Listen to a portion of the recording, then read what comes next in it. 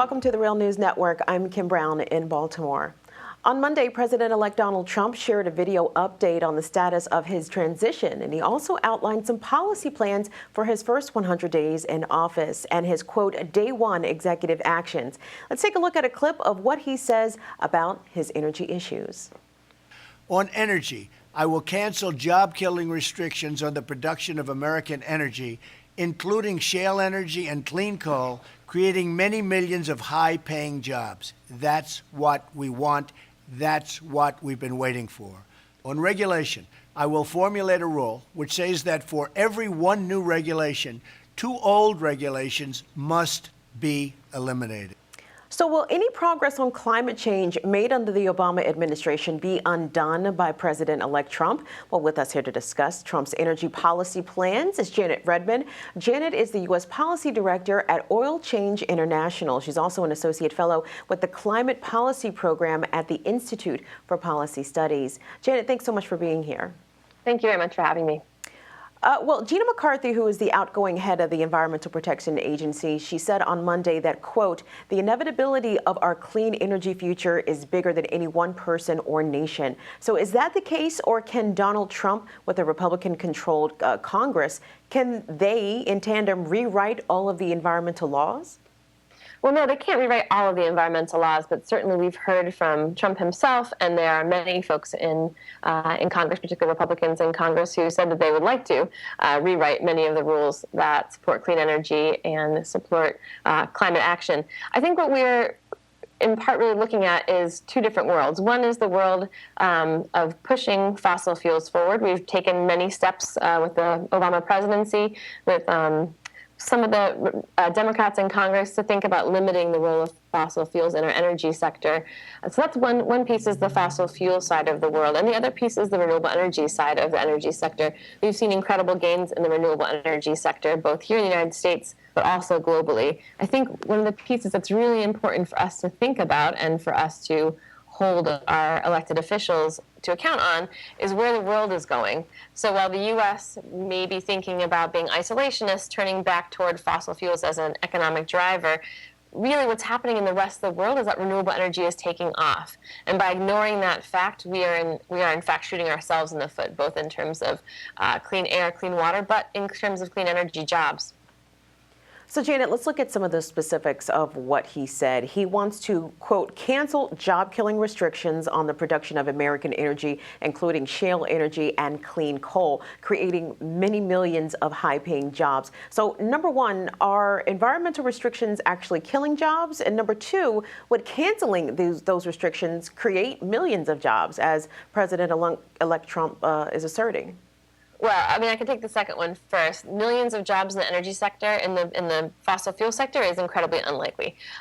Right now, we have twice as many jobs in the solar sector as we do in the coal sector, for example. We're seeing steady growth. We're seeing steady add-on of new jobs in the renewable energy sector.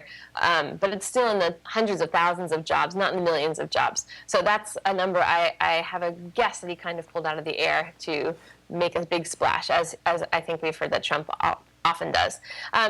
Let's talk about jobs that have been lost in the energy sector, in particular in the coal sector, because that's what Trump has used, I think, to garner favor from folks in rural America, in places like Pennsylvania, Ohio, West Virginia, that are certainly feeling a crunch because the coal sector is shrinking. Part of the problem could be regulation. Certainly there has been some regulation, but the major 2 drivers are that the price of gas has plummeted, and so coal is no longer marketable. Coal is no longer competitive, and there's a decreased demand for it, internationally in particular, but here in the United States because we can use gas to serve those needs.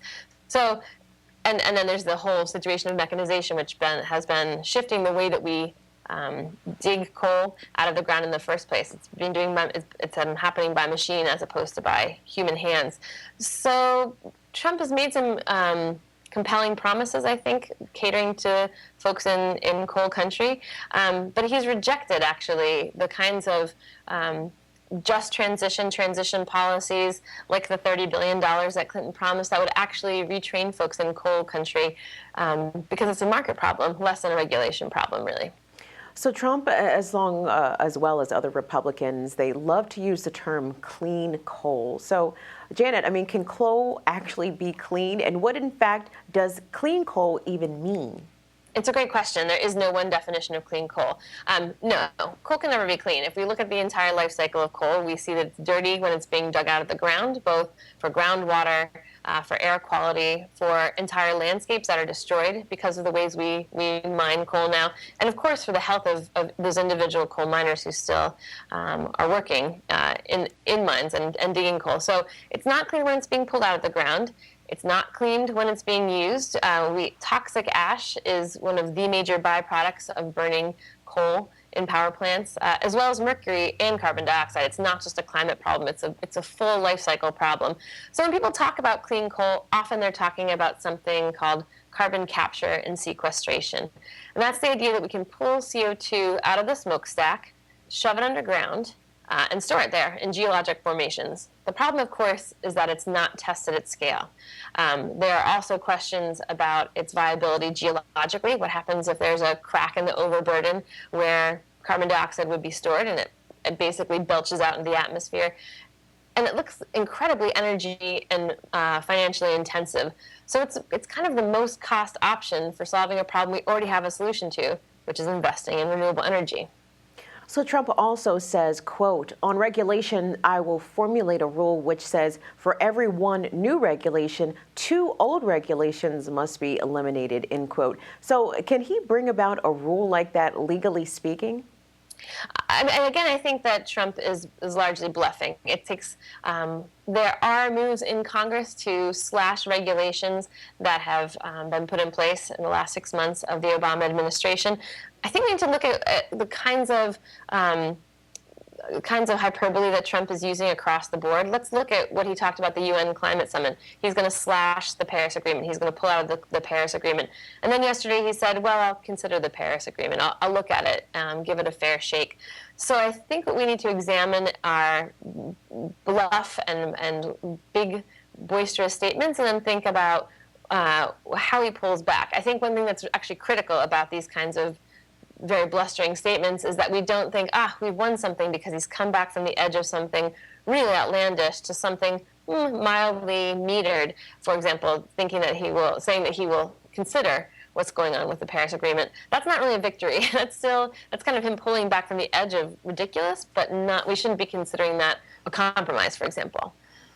Well, the president-elect also said that he came up with a list of plans with the aid of his transition team. So what do we know about his energy advisors and their ties to fossil fuels? Do we have some of that connection and overlap? We know that the president-elect is at least a small investor in the Dakota Access Pipeline out in North Dakota.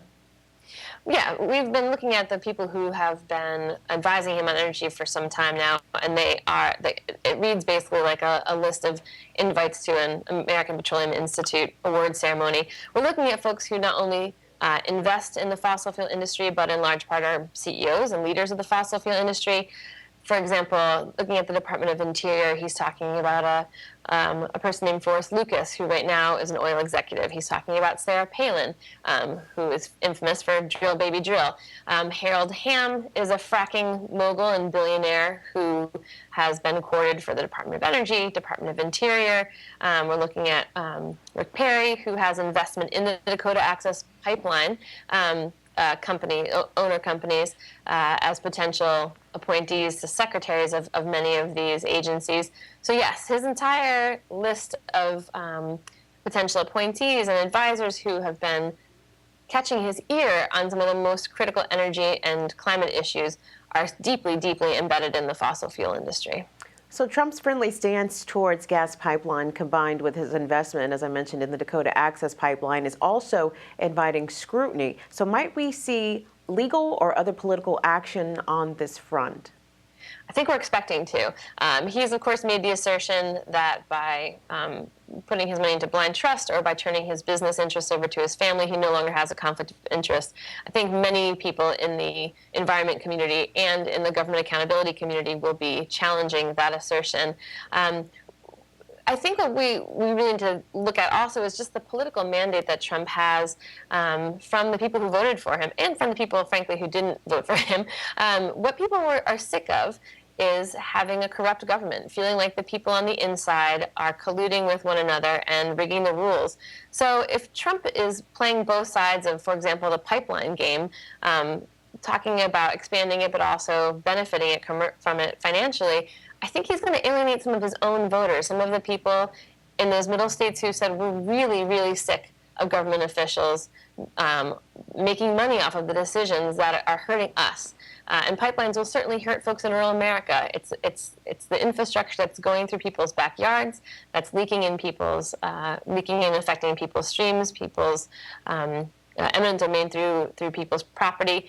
I think he's making a big mistake when he thinks about expanding infrastructure that will hurt the little guy across America. So Donald Trump has said that he wants to dump the Clean Power Plan and the Paris Agreement, but as you mentioned that he's sort of waffling back on the latter at least. But a recent survey by the Chicago Council on Global Affairs found that 71% of Americans support the Paris climate deal. So he may have a battle with the American public on his hands if he reneges on this, as you just mentioned, Janet. So how can people try to hold Donald Trump's feet to the fire, as it were, because, as you know, and as many of our viewers know, that we are approaching critical mass on a lot of environmental fronts.